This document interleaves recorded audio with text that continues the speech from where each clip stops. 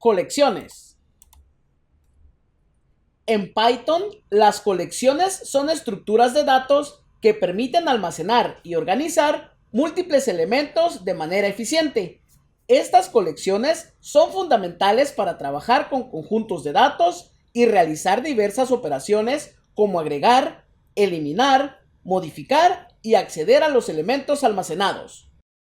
Las más comunes son listas, tuplas, diccionarios y rangos. En los próximos videos veremos a detalle cada uno de ellos y sus ejemplos de uso.